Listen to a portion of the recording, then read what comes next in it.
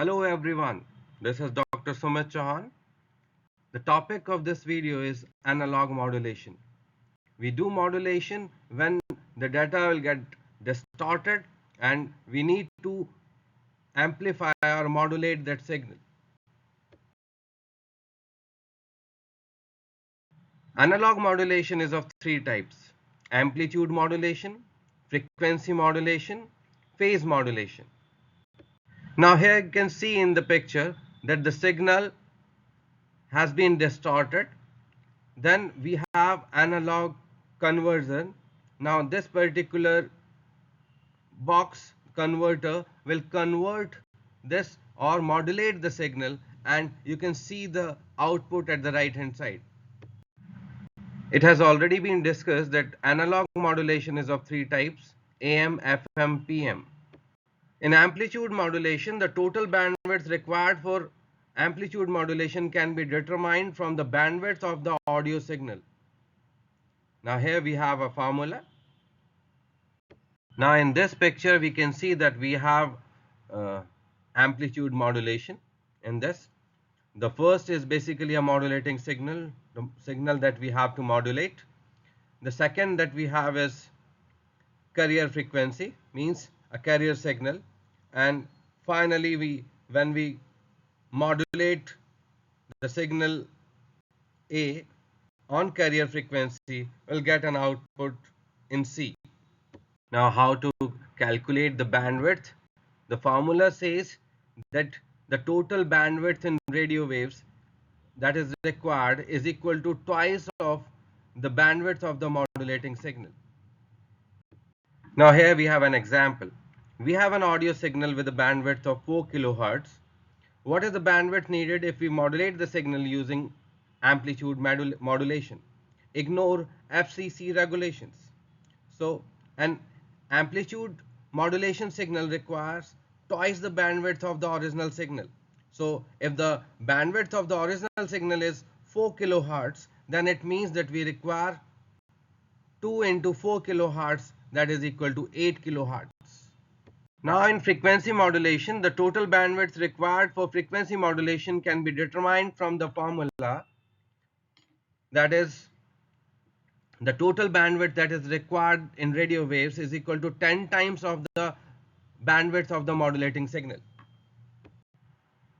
Now you can see in this slide that we have a modulating signal, then you have a carrier frequency, and finally when you have a frequency modulated signal. Now this is as per the formula for calculating the total bandwidth and frequency modulation. You have the total bandwidth that is required in frequency modulation is equal to 10 times of the bandwidth of the modulating signal. The bandwidth of a stereo audio signal is usually 15 kilohertz. Therefore, an FM station needs at least a bandwidth of 150 kilohertz. The FCC requires the minimum bandwidth to be at least 200 kilohertz, that is 0.2 megahertz. Now we understand the concept with the help of an example. We have an audio signal with a bandwidth of 4 megahertz.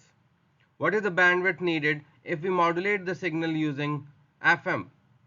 Ignore FCC regulations. So the solution of the problem is an FM signal requires 10 times the bandwidth of the original signal. So bandwidth is equal to 10 times into the bandwidth of the original signal, which is 4 megahertz, equal to 40 megahertz. Now we have multiplexing, when we have to send multiple signals on the same channel, that is called multiplexing. Now multiplexing is of three types. We have frequency division, we have time division, and we have wavelength division. Right, the first one is frequency division. So we will gonna divide a link into channels, right?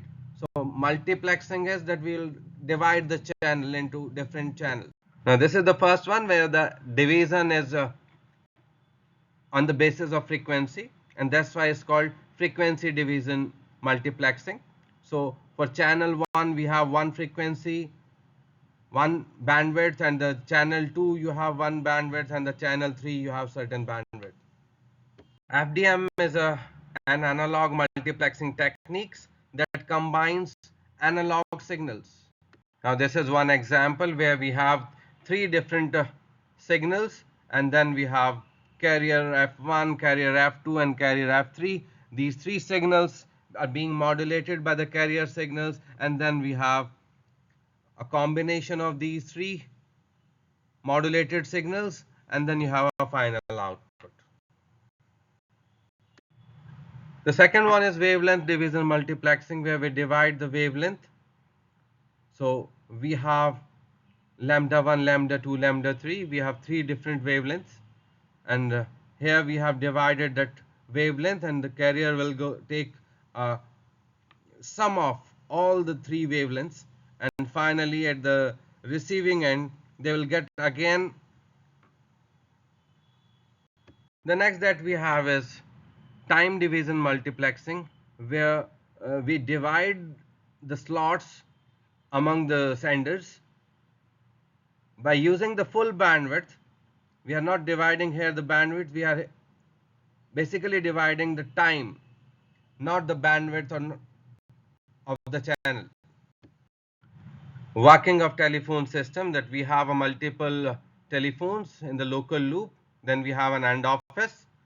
That end office is connected with the tandem offices, with the trunk, with the major wire, and then again tandem office is further connected with the wire to regional offices.